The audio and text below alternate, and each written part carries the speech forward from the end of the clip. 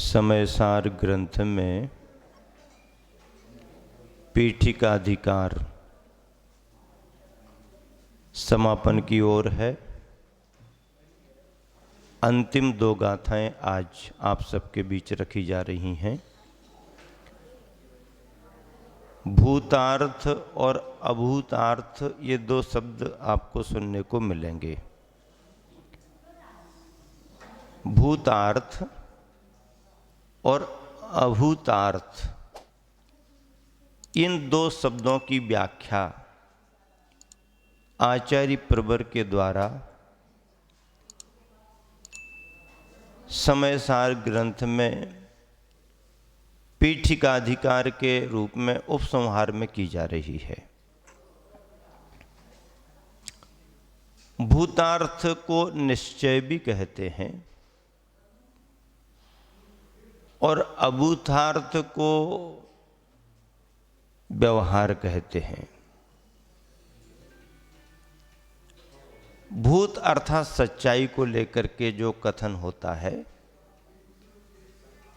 अभूत अर्थात जो उपरिल संदर्भों में व्यवहारिक रूप में प्रयोग होता है, उसे आध्यात्मिक भाषा में मिथ्या भी कह सकते हैं, झूठा भी कह सकते हैं। पर कई बार मिथ्या और झूठा कह देने से समय सार का सार पकड़ में नहीं आ पाता है। इसलिए आचार्यों को बड़ी सावधानी से कथन करना पड़ता है, क्योंकि आचार्य महाराज जानते हैं कि संसारी प्राणी मोहग्रस्त रहता है और ये प्रायः करके अपने स्वार्थ की ही बात को ग्रहण करता है। उन्हें ये भी चिंता रहती है कि कहीं ऐसा ना हो स्वार्थ के भावों में हित की जगह अहित को ग्रहण कर ले। इसलिए आचार्य प्रवर व्याख्या करने के पहले बहुत सावधानी से कहते हैं, कथन बहुत अच्छे तरीके से करूंगा, ख्याल पूर्वक ही करूंगा, पर कथन करने में भाषा के द्वारा, व्याकरण के द्वारा, नयों की व्याख्या के द्वारा कहीं कुछ चूक जाऊं, क्वचित कदाचित है, हमेशा नहीं, कहीं कुछ चूक जाऊं तो हे भव्यात्मन आप उसमें से छल ग्रहण नहीं करना। आप तो कल्याण की बात को ही ग्रहण करना, परमार्थ को ही पकड़ना, सच्चाई को ही समझना, शब्दों पर, भाषा में, व्याकरण में उलझना नहीं, अभिप्राय सही ग्रहण करना। ऐसा संबोधन, ऐसी सावधानी भरी बात आचार्य महाराज करते हैं। यहां पर भी वही बात आगे बढ़ रही है। इन गाथाओं की व्याख्या करने के पहले आचार्य प्रवर कुंद कुंद स्वामी के भावों को समझने के लिए जयसेन आचार्य महाराज ने उत्थानिका लिखी है। उस उत्थानिका में उन्होंने कहा, अथ यथा कोपि ब्राह्मणादि विशिष्टो जनो मिलेच्छ प्रतिबोधन काले एवं मिलेच्छ भाषां ब्रूते न च शेष काले तथैव ज्ञानी पुनरपि अज्ञानी प्रतिबोधन काले व्यवहारम आश्रयति न च शेष काले कस्मात् अभूतार्थत्वात् इति प्रकाशयति। क्या कहा? जिस प्रकार कोई ब्राह्मण आदि यानी विशिष्ट विद्वान आदि विशिष्ट पुरुष मिलेच्छों को समझाने के समय में ही मिलेच्छ भाषा को बोला करता है, अन्य समय में नहीं, शेष काल में नहीं। उसी प्रकार ज्ञानी संयमी पुरुष भी अज्ञानी असंयत पुरुषों को प्रतिबोध देने के समय में ही व्यवहार का आश्रय लेता है, अन्य काल में नहीं, क्योंकि व्यवहार अभूतार्थ होता है, सो इसे ही आगे कहा जा रहा है। मतलब ये है, हम और आप जानते हैं कि सामने वाला यदि कोई असंस्कारित व्यक्ति है और वो हमारी भाषा से परिचित नहीं है, तो उसे समझाने के लिए उसी की भाषा का प्रयोग करना पड़ेगा। पर वो भाषा कितने समय तक उपयोगी रहेगी? जब तक सामने वो है और उसे हम समझा रहे। वो वहाँ से हटा गया तो फिर दूसरी जगह उस भाषा का उपयोग नहीं, हम अपनी भाषा में आ जाएंगे, तभी हमारा काम बनेगा। ऐसे ही कहा कि व्यवहारी जनों को समझाने के लिए व्यवहारिक भाषा का प्रयोग किया जाता है। वह व्यवहारिक भाषा उसी समय तक के लिए उपयोगी है जब तक कि व्यवहारियों से संवाद चल रहा है, और जिस समय हम अपने में आ गए, अपने को देखने जानने लगे, तो उस व्यवहारी भाषा का और व्यवहार का कोई उपयोग नहीं। ये अपन को भाव पकड़ करके अपनी बात आगे करनी है। देखिए यहाँ पर उसी भाव को प्रकट करने के लिए गाथा कही जा रही है। व्यवहारो भूदत्थो भूदत्थो देशिदो दुशुद्धनौ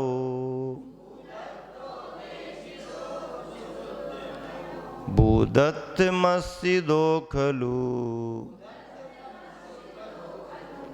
सम्मादिट्ठी हवदि जीवो व्यवहारो भूदत्तो भूदत्तो देशिदो दुशुद्धनौ भूदत्तमस्सिदो खलु सम्मादिट्ठी हवदि जीवो। व्यवहारो व्यवहार नय, अभूदत्थो अभूतार्थ है,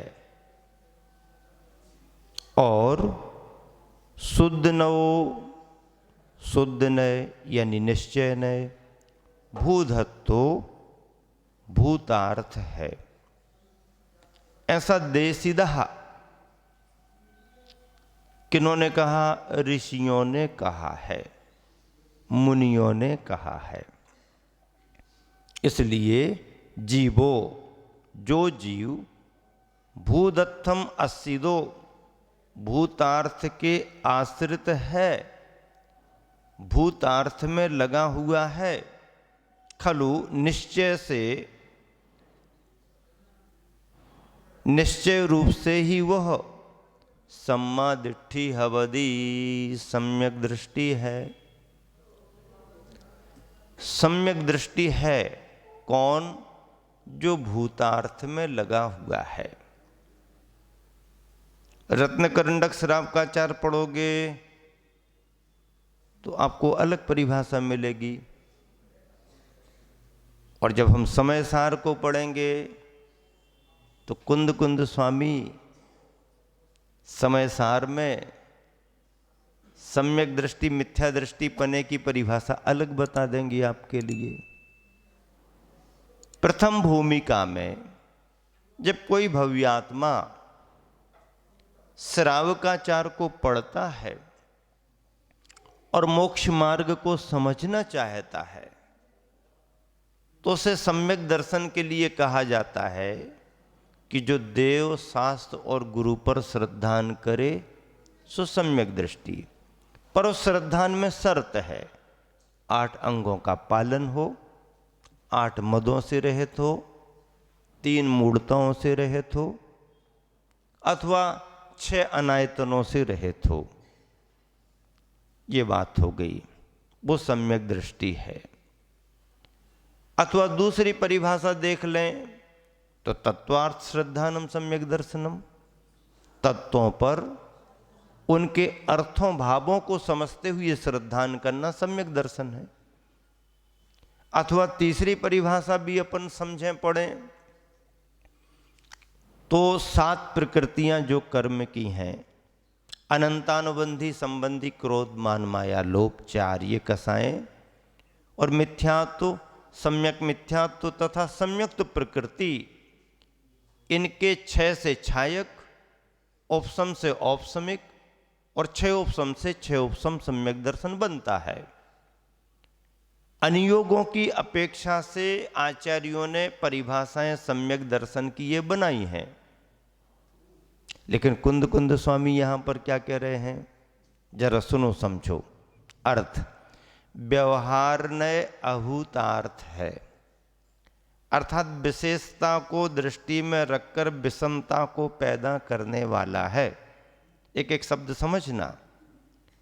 व्यवहार नय को अभूतार्थ कह दिया। अभूतार्थ यानी सच्चा नहीं। सच्चा नहीं का मतलब एक तरह से झूठा, मान लो चलेगा। सच्चा नहीं का मतलब ये है।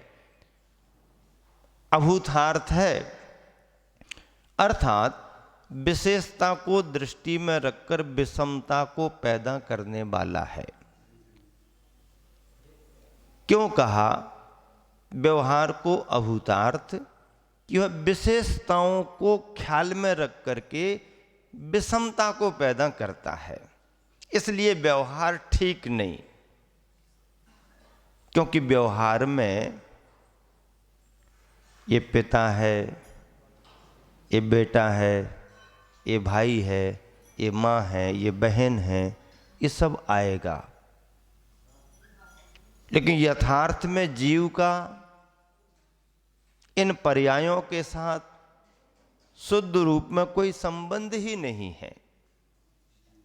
तो व्यवहार विशेषताओं को दृष्टि में रखता है, रखने के कारण विषमता, विभिन्न अवस्थाओं के विकल्पों को पैदा करता है। विषमता का मतलब क्या? समपने का अभाव, अर्थात विकल्पों की स्थिति विषमता को पैदा करता है। किंतु शुद्ध नय भूतार्थ है, क्योंकि वह समता को अपनाकर एकत्व को लाता है। समता को अपनाकर एकत्व को लाता है। समता को अपनाकर ही सम्यक दृष्टि अर्थात समीचीनतया देखने वाला होता है। सम्यक दृष्टि का अर्थ यहां पर क्या? सम्यक दृष्टि का अर्थ यहां पर जो सम्यक दर्शन आदि की परिभाषाएं करणानि योग की अपेक्षा से, चरणानि योग की अपेक्षा से, द्रव्यानि योग की अपेक्षा से बनाई गई हैं, उन परिभाषाओं के सम्यक दृष्टि को यहां नहीं लेना। यहां पर सम्यक दृष्टि का मतलब है यथार्थ स्वरूप को समझने वाला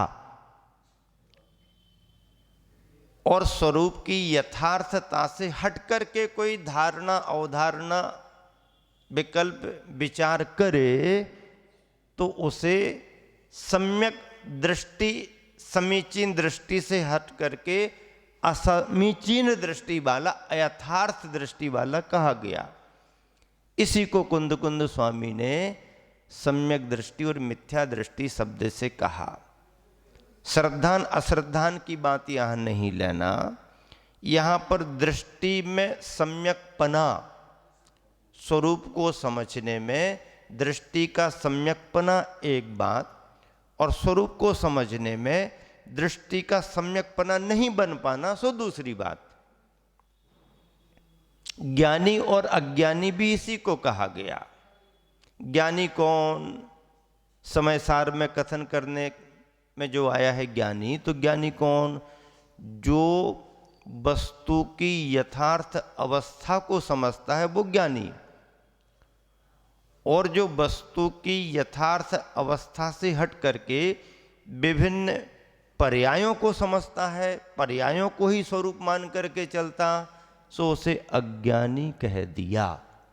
लेकिन चौथे गुण स्थान में सम्यक दृष्टि और सम्यक ज्ञानी वो अलग, वो तो है ही सम्यक दृष्टि सम्यक ज्ञानी, लेकिन वह सम्यक दृष्टि सम्यक ज्ञानी भी समय सार की इस व्याख्या में आकर के सम्यक दृष्टि सम्यक ज्ञानी चतुर्थ गुणस्थान वर्ती, पंचम गुणस्थान वर्ती, छठा गुणस्थान वर्ती सम्यक दृष्टि सम्यक ज्ञानी होते हुए भी समय सार की व्याख्या में उसे समीचीन दृष्टि वाला नहीं कहा। यदि वह पर्यायों को विषय बना रहा तो, और द्रव्य को ही विषय बना रहा तो वह सम्यक ज्ञानी सम्यक दृष्टि है। जैसे एक छोटा सा उदाहरण समझने के लिए, पुराने समय की बात,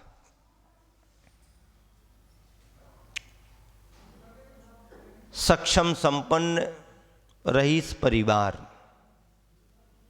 धीरे धीरे व्यवस्थाएं बिगड़ गईं। वह अपनी मान्यताओं से पूजा पाठ करता था, धार्मिक था, संपन्न भी था। समय काल को लेके परेशानी आई, स्थिति ये भी बन गई कि घर में जो सामान रखा है उसे भी जाकर के बाजार में बेचो।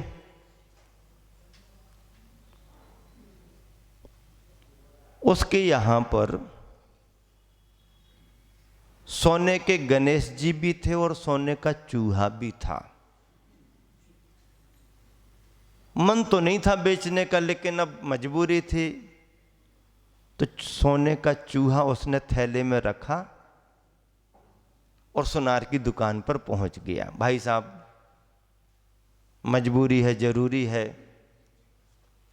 आप खरीद लो इसे, दिखाओ क्या है। दिखाया। सुनार ने अपने तरीके से उसे देखा, परखा, चेक किया, क्या दाम मिलेगा, क्या भाव है। इतने 1000 रुपये तोले में जाएगा।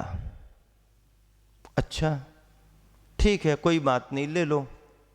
बेच दिया, पैसा आ गया, खर्चा पानी चल गया। कुछ समय के बाद कुछ और आवश्यकता लगी, अब क्या करें। पुनः ना चाहते हुए उसने सोचा, अब भैया जो अपन अपने पूजा के लिए रखे हैं, चलो इन्हीं को बेच दो। थैले में उसने गणेश जी रखे और सुनार के यहाँ पहुंच गया। भाई साहब जरा इसे और खरीद लो। ठीक है, दिखाओ क्या है। देखा, चेक किया, जांचा परखा, क्या रेट रहेगा, क्या दाम मिलेगा। तो सुनार ने सहज वही भाव बता दिया, वही भाव, इतने 1000 रुपये तोला। ये तो माथा पकड़ के बैठ गया, भैया क्या करते हो तुम, क्या करते हो तुम, इतना भी अंतर नहीं समझते तुम। कहने लगा क्या हो गया, अभी कोई मार्केट में भाव ताव में कोई फर्क नहीं आया, वही भाव चल रहा है, तो क्या तुम्हारे को क्या समझना। अरे बोले तुम इतना भी नहीं समझते, जिस भाव में तुमने चूहा खरीदा उसी भाव में गणेश जी खरीदोगे क्या। तो सुनार कहने लगा, भाई साहब आप भगत आदमी हो और मैं तो सुनार ठहरा। तुम्हारी नजर में श्रद्धा में चूहा और गणेश जी में अंतर है, मेरी नजर सुनार की है, स्वर्णकार की है। मेरी नजर में चूहा और सोना दोनों बराबर, मेरी नजर में तो सोना है। भगत की नजर पर्याय दृष्टि की है और स्वर्णकार की नजर द्रव्य दृष्टि की है।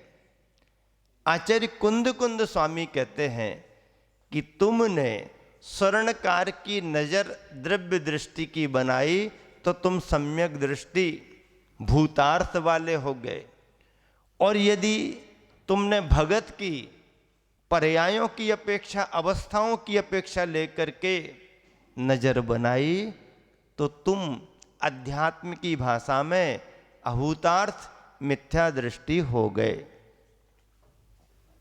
बड़ी बात आचार्य प्रवर कुंद कुंद स्वामी ने कही, और ये बात कुंद कुंद स्वामी ने ही कही, सो ऐसी बात नहीं, इसे तीर्थंकर भगवंतों ने कहा। भूतार्थ और अभूतार्थ को समझना है। यथार्थ अवस्था को समझने वाला भूतार्थ माना गया, जिसे निश्चय कहा गया, और किसी निमित्त को लेकर के पर्यायों का कथन करने वाला, पर्यायों को ध्यान में रखने वाला अभूतार्थ माना गया है। इसी को सम्यक दृष्टि, मिथ्या दृष्टि की परिभाषाओं में, आध्यात्मिक विवक्षाओं में कहा गया है। पिछले दिनों में उदाहरण दिया था, घड़ा तो मिट्टी का बना है, पर उस घड़े में जो सामान रख दिया जाए, व्यवहारी जन व्यवहारिक भाषा में उस वस्तु को रखने के कारण ये घी का घड़ा है, ये तेल का घड़ा है, ये पानी का घड़ा है कहने लगते हैं। इसे गलत कहा गया है, मिथ्या कहा गया है, इसी को अभूतार्थ कहा गया है, इसी को व्यवहार कहा गया है। लेकिन ये कथन अभूतार्थ होते हुए भी सर्वथा गलत नहीं, इसके लिए अगली गाथा आ रही है। हम भ्रमित ना हो जाएं और वही आधा वाक्य पकड़ करके अपना अहित ना कर लें कि अभिषेक करने के लिए मना किया है और वो आगे का छोड़ ही दिया अशुद्ध अवस्था में, अशुद्ध अवस्था छोड़ ही दिया, अभिषेक करने को मना कर दिया। नहीं नहीं नहीं, आधा पकड़ोगे तो अहित कर लोगे, पूरा पकड़ोगे तो हित हो जाएगा। आचार्य महाराज इसलिए कहते हैं कि सभी विवक्षाओं को समझो, कथन की अपेक्षाओं को समझो, चारों अनुयोगों के अनुसार कथन को समझोगे तो तुम्हारा फिर कल्याण ही होगा, अहित नहीं हो पाएगा। और आधे अधूरे कथन को पकड़ लिया, एकांगी विवक्षा को पकड़ लिया, तो आप तो अपना अहित करोगे ही करोगे, आप तो डूबे जजमान और कई को और डुबो करके चले गए, अहित तो हो जाएगा। इसकी सावधानी रखने को आचार्यों ने कहा है। गुरुवर आचार्य ने पद्यानुवाद में बहुत अच्छा लिखा, सभी लोग मिलकर के पढ़ें। भूतार्थ शुद्ध नय है निज को दिखाता, भूतार्थ है न व्यवहार हमें बुलाता, भूतार्थ की शरण लेकर जीव होता, सम्यक तो मंडित वही मन मैल धोता। भूतार्थ शुद्ध नय है, जो निज को दिखाता है, दर्शाता है। भूतार्थ है न व्यवहार हमें भुलाता, भूतार्थ तो है पर व्यवहार को सर्वथा भुलाता नहीं है। भूतार्थ की शरण लेकर जीव होता, पर व्यवहार से ऊपर उठ करके भूतार्थ की जो शरण लेता है, सम्यक तो मंडित, समीचीन दृष्टि को पाने वाला, वही मन मैल धोता, मन के मैल को धो देता है। इसे समझने के लिए कुछ नई विवक्षाओं को भी समझना पड़ेगा। आचार्य जयसेन स्वामी ने इस गाथा की टीका लिखी है। अमृतचंद्र आचार्य महाराज ने भी इस गाथा की टीका लिखी है। सारांश आचार्य ज्ञानसागर जी महाराज जी ने दोनों टीकाओं का निकाल करके लिखा है। ग्रंथ आपके पास भले ना हो, मैं पढ़ रहा हूँ, ध्यान से सुने। देखिए आचार्य जयसेन महाराज जी क्या कहते और फिर आचार्य ज्ञानसागर जी महाराज जी ने किस तरीके से समझाया, ध्यान से सुने।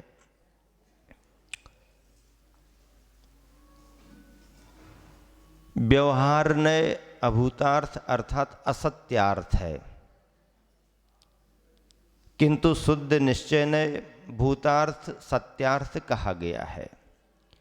इन दोनों नयों में किसका आश्रय लेकर सम्यक दृष्टि होता है, इस प्रश्न का इसका समाधान करते हैं कि भूतार्थ सत्यार्थ रूप है जो निश्चय नय है, उसका आश्रय लेकर उसमें पूर्ण रूप से स्थिर होकर, भूतार्थ का आश्रय लेकर उसमें पूर्ण रूप से स्थिर होकर यह जीव सम्यक दृष्टि होता है।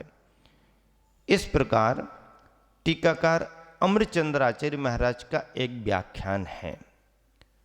दूसरा व्याख्यान जयसेन आचार्य महाराज का, व्यवहार ने अभूतार्थ भी है और भूतार्थ भी है, ऐसे दो प्रकार का कहा गया है। केवल व्यवहार ने ही दो प्रकार का नहीं, किंतु शुद्ध नय अर्थात निश्चय नय भी शुद्ध निश्चय नय के रूप में और अशुद्ध निश्चय नय के रूप में इन दोनों के भेद से दो प्रकार का है, ऐसा अर्थ गाथा में आए हुए दू शब्द से निकाला गया है। अब आचार्य ज्ञानसागर जी महाराज लिख रहे हैं, यहाँ यह तात्पर्य है कि जैसे कोई ग्रामीण पुरुष, यदि ग्रामीण पुरुष है वो तो वह तो कीचड़ सहित तालाब आदि का जल पी लेता है, पानी मटमैला है, गंदा है, जैसे विवेक नहीं है ऐसा वो व्यक्ति तो उसी पानी को पी लेता है। किंतु नागरिक अर्थात सभ्य विवेकी पुरुष तो उसमें कतक फल निर्मली डालकर, कुछ ऐसा डाल करके उसे शुद्ध कर, उसे निर्मल बनाकर पीता है। उसी प्रकार स्वसंवेदन ज्ञान रूप भेद भावना से रहित जो मनुष्य है, स्वसंवेदन ज्ञान रूप भेद भावना से जो मनुष्य रहित है, वह तो मिथ्या तो रागादि रूप विभाव परिणाम सहित ही आत्मा का अनुभव करता रहता है। किंतु जो सम्यक दृष्टि संयत मनुष्य होता है, वह तो अभेद रत्नत्रय लक्षण रूप निर्विकल्प समाधि के बल से कतक फल स्थानीय निश्चय नय का आश्रय लेकर शुद्ध आत्मा का अनुभव करता है। बगुला पानी मिले दूध को ही दूध मान करके पी लेता, हंस दूध में पानी मिला है ऐसा भेद विज्ञान रखते हुए सार सार को ग्रहण करता है, वही मटमैला पानी और पानी को साफ सुथरा करके पीने की बात विशेषार्थ। यहाँ तात्पर्य वृत्ति का ने इस गाथा का अर्थ दो प्रकार से किया है। एक तो यह कि व्यवहार ने तो अभूतार्थ है और निश्चय ने भूतार्थ है, जो कि अमरचंद्र आचार्य द्वारा भी सम्मत है। किंतु इन्हीं आचार्य ने गाथा के दो शब्दों को लेकर दूसरे प्रकार से भी अर्थ किया है कि व्यवहार ने भूतार्थ और अभूतार्थ दो प्रकार का है, निश्चय नय भी शुद्ध अशुद्ध दो प्रकार का है। अब निश्चय नय शुद्ध अशुद्ध कैसा? निश्चय नय निमित्तों को स्वीकार नहीं करता, पर्यायों की अवस्थाओं को स्वीकार नहीं करता। निश्चय नय कहते किसे हैं? गुण गुणी में तथा पर्याय पर्यायी आदि में भेद ना करके, गुण गुणी में तथा पर्याय पर्यायी आदि में भेद ना करके अभेद रूप से वस्तु को ग्रहण करना। जैसे मिट्टी के घड़े को मिट्टी का घड़ा ही कहना, घी तेल रखने से घी तेल का घड़ा नहीं कहना, ये निश्चय नय है। व्यवहार नय क्या है? गुण गुणी में तथा पर्याय पर्यायी में भेद करके वस्तु के भेद रूप से ग्रहण करना। जैसे मिट्टी के घड़े को घी रखने के निमित्त से घी का घड़ा कह देना। निश्चय नय में शुद्ध अशुद्ध कैसे भेद होते हैं, इस निश्चय में शुद्ध अशुद्ध कैसे भेद हो जाएंगे। शुद्ध निश्चय नय, जो नय कर्म जनित विकार से रहित, कर्म जनित यानी कर्मों से उत्पन्न विकार से रहित गुण और गुणी को अभेद रूप से ग्रहण करता है।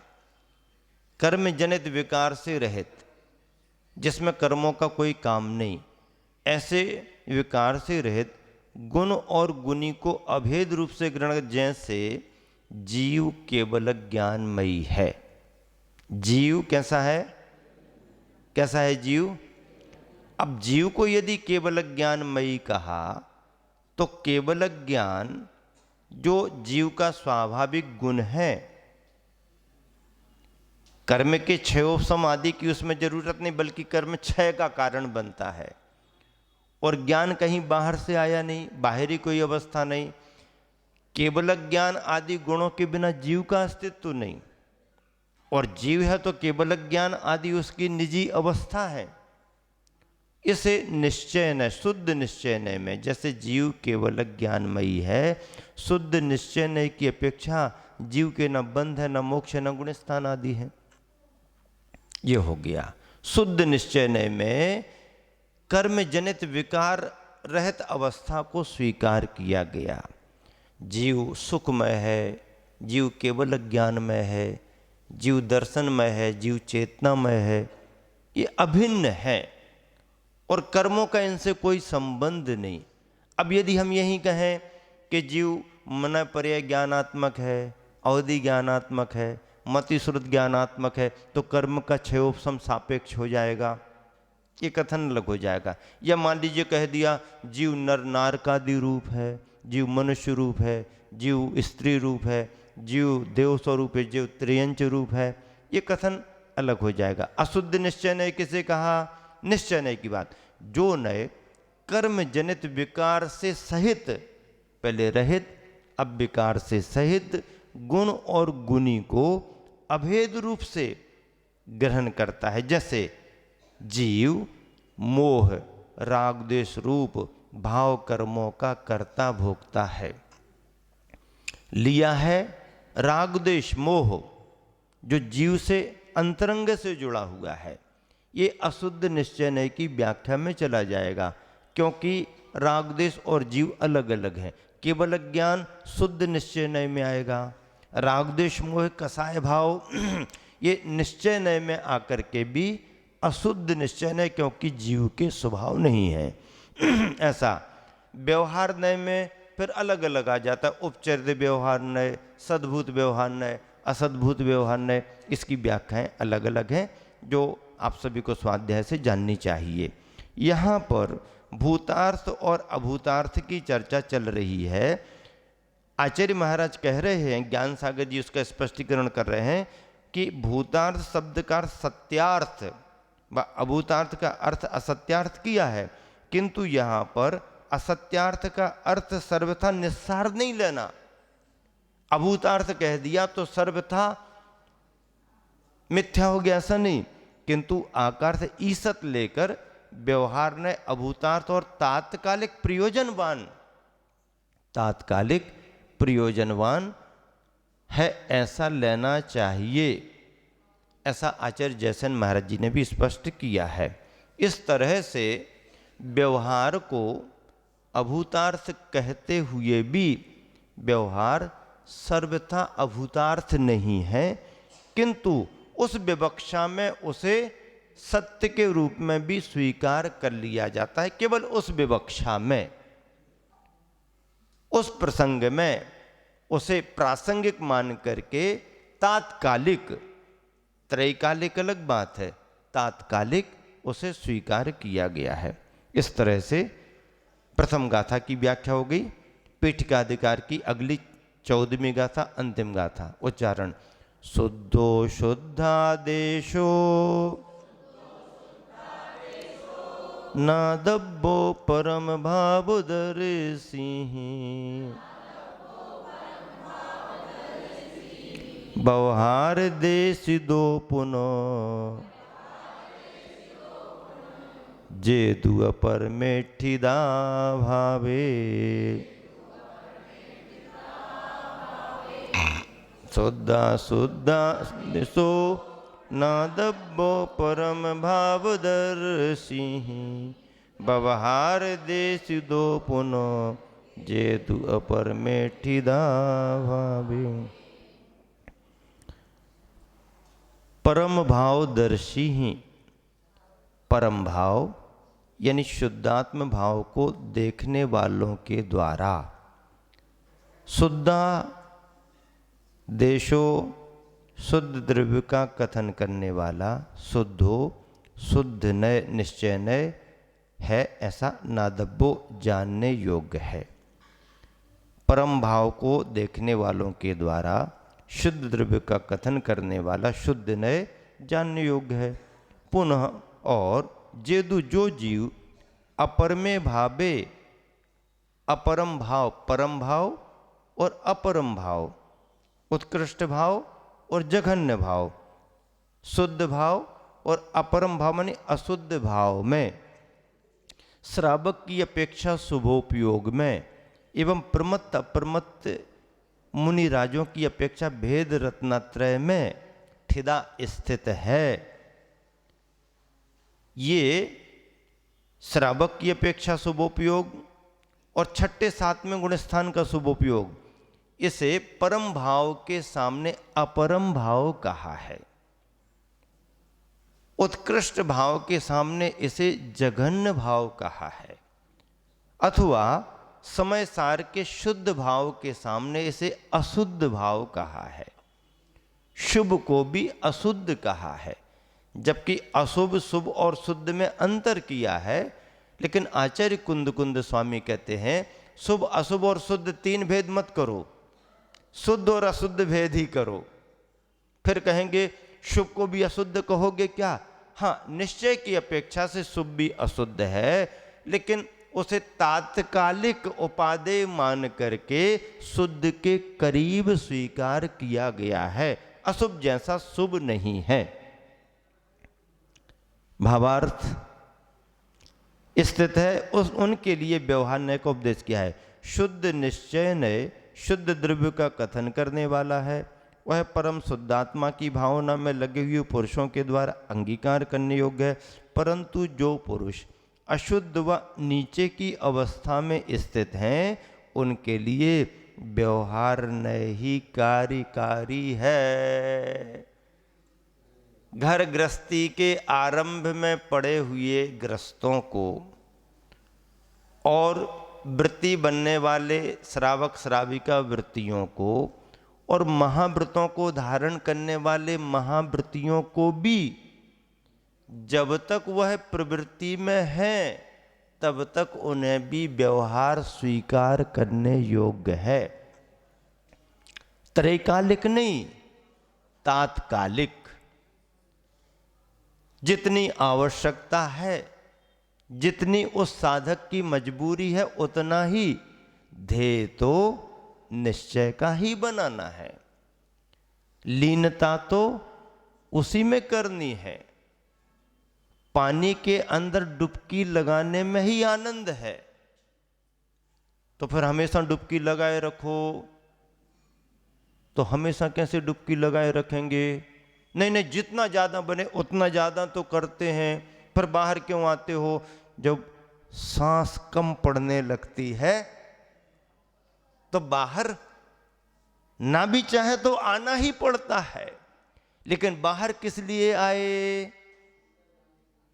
फिर से सांस लेकर के अंदर जाने का लक्ष्य बना करके बाहर आए। बाहर आना ठीक नहीं है, बाहर आना ठीक नहीं, हम भी जानते हैं। और बाहर नहीं आएंगे तो फिर अंदर कैसे जा पाएंगे? इसीलिए बाहर केवल तात्कालिक आना पड़ता है, लक्ष्य तो अंदर जाने का ही रहता है।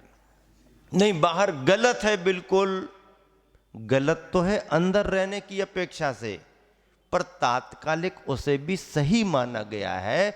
और उसी सिस्टम से, उसी विधि पद्धति से ही अंदर बाहर का काम चलता है। बस इसी शुभ भावना के साथ देखिए, निश्चय नय की व्याख्याओं को यदि अपन अनुयोगों की कथन पद्धति से और सभी नयों को समझ करके पढ़ते हैं, करते हैं, तो कहीं कोई कठिनाई नहीं है। रास्ता पहले भी साफ सुथरा था, आज भी साफ सुथरा है और आगे भी साफ सुथरा रहेगा। बस यही निवेदन आचार्य महाराज सभी से करते हैं कि हे भव्यात्मन, बस जैसा जिन शासन का साफ सुथरा रास्ता ग्रंथों में दिया है, अपने द्वारा भी, अपनी व्याख्याओं के द्वारा भी वैसा ही साफ सुथरा रास्ता सभी भव्य जीवों को प्राप्त होता रहे। पढ़ करके विराम देता हूँ। शुद्धात्म में निरत हो जब संत त्यागी, जीवे बेशुद्ध नय आश्रय ले विरागी। शुद्धात्म से च्युत सराग चरित्र वाले, भूले न लक्ष्य व्यवहार अभी संभाले। भूले न लक्ष्य व्यवहार अभी संभाले। कौन? सराग चरित्र वाले। सराग का मतलब दुनियादारी के घोरक धंधे का राग नहीं, बीत राग की अपेक्षा से जो निश्चय में लीन नहीं हो पाया, गुप्ती में नहीं, जो प्रवृत्ति में आया, उसे सराग चारित्र कहा है। सराग चारित्र का मतलब घर गृहस्थी के आरंभ परिग्रह का सराग राग नहीं, लेकिन निचली अवस्था का चारित्र, व्यवहार चारित्र को सराग चारित्र कहा जाता और निश्चय चारित्र को बीतराग चारित्र कहा जाता है। महावीर भगवान की जय। फूलों से मुस्कान है, मुख तेज सूर्य जैसा, शब्दों में कैसे है हो वर्णन, समता सागर जी